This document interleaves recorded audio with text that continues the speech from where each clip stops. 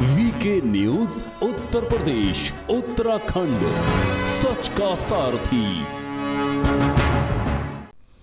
इस समय हम सिद्धार्थनगर जनपद के बढ़नी विकास खंड के मोहनकोला गांव में स्थित हैं, जहां पर यूक्रेन से एमबीबीएस के थर्ड ईयर के छात्र सलमान अता हमारे साथ बैठे हुए हैं।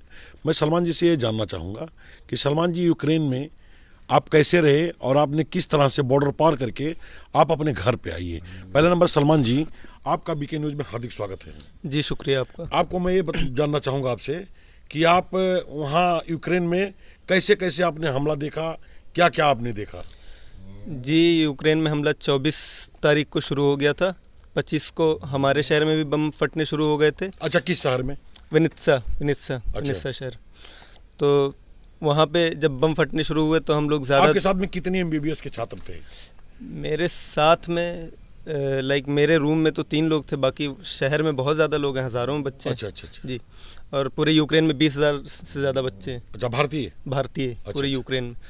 तो सब लोग दहशत में थे कि अब निकलना है, क्योंकि उससे पहले कहीं से हमें ये नहीं आया था कि निकल जाओ।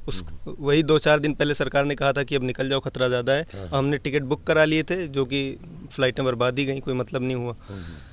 एयर स्पेस बंद कर दिया गया था यूक्रेन का। अच्छा। उसके बाद वहाँ से हम लोगों ने बस बुक किया खुद, प्राइवेट, और बॉर्डर तक गए। उस रोड से स्लोवाकिया। बस से आपने कितना सफ़र किया बॉर्डर तक पहुँचने के लिए? हमने 18 घंटे का सफ़र किया। हम शाम में निकले थे 25 की, और 26 को वहाँ पे पहुँचे थे हम लोग।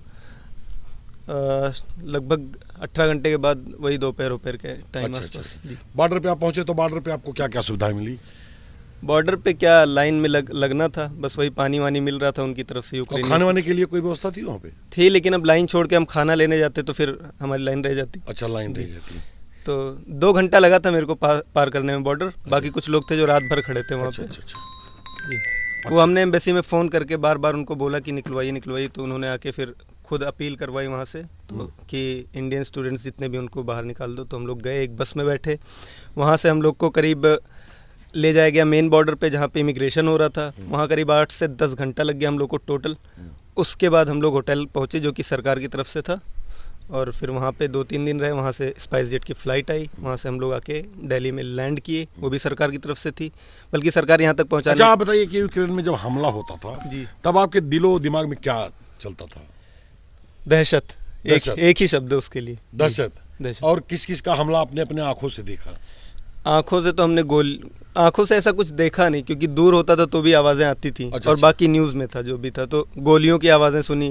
बम गिरा था 4-5 किलोमीटर दूर, तो उसके शॉक वेव जो आते हैं, उससे बिल्डिंग पूरी हिल गई थी, वो सुना हमने। अच्छा, बिल्डिंग हिल गई? जिस बिल्डिंग में आप थे वो? जी, पूरा ऐसे लग रहा था शीशा टूट ना जाए, बल्कि हमने शीशे पे टेप लगा दिया था कि टूटे तो छटक के मुंह पे ना आए। अच्छा अच्छा अच्छा, ऐसे माहौल था। तो जब बम गिरता था तो आप लोग कहाँ छुपते थे, क्या जगह थी? हर बिल्डिंग के नीचे बंकर होता है, वहाँ पे तैयारी पहले से ही है, तो हम लोग बंकर के नीचे चले जाते थे। जैसे ही आवाज़ सायरन जैसे ही बजते थे सरकार की तरफ से, वो यूक्रेनियन गवर्नमेंट ने पहले वो कर रखा था, एयर स्ट्राइक से पहले 3 पैटर्न होता था, 3 बार सायरन बजता था, तो हम लोग नीचे चले जाते। अच्छा, तीसरी सायरन में आप लोग बंकर के नीचे चले जाते? तीसरी जैसी स्टार्ट होती थी हम नीचे। आप ये बताइए कि आप यूक्रेन से अपने घर सिद्धार्थनगर जनपद में आने के लिए कितना दिन का समय दिया? 1 हफ्ते से ज़्यादा लग गया। 1 हफ्ते में आप पहुँचे यूक्रेन? जी। चलिए, ठीक है। आपको मैं बताना चाहता हूँ कि सलमान जी अभी मुझसे बात कर रहे थे, जो यूक्रेन में एमबीबीएस के छात्र थे। इन्होंने बताया कि मुझे यूक्रेन से यहाँ तक आने में 18 घंटा बस का सफ़र, फिर बाई प्लेन का सफ़र, ये 10 दिन में, कम से कम 8 से 10 दिन में अपने घर सिद्धार्थनगर जनपद के मोहनकोला गांव में पहुँचे।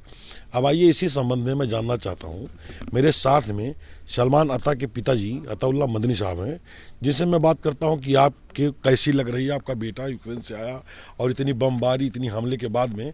आप बताइए मदनी साहब, आपको कैसा लगा? बहुत अच्छा लगा। 10 दिनों तक जिस अज़ाब में हम लोग मुब्तला रहे, और वो सारे परिवार मुब्तला रहे, बल्कि देशवासी मुब्तला रहे कि हमारे देश के भविष्य 20,000 से ज़्यादा छात्र और उस देश में फंसे हुए हैं जहां लड़ाई चल रही है, बम और गोले बरस रहे हैं। आप क्या संदेश देना चाहेंगे? आपका बेटा तो आ गया, बाकी जी देखिए, हम खुश हैं और पहले धन्यवाद करते हैं भारत सरकार का और उन तमाम लोगों का जिन्होंने इनके निकलने में और यहाँ तक पहुँचाने में मदद की है। और साथ ही साथ भारत सरकार से ये अपील भी करूँगा कि भारत सरकार कुछ और ज़्यादा करे, ताकि और जो हमारे बच्चे फंसे हुए हैं वो हमारे बच्चे हैं, हमारे परिवार के लोग हैं, हमारे देश के भविष्य हैं, उनको सुरक्षित देश वापस लाया जा सके। चलिए ठीक है।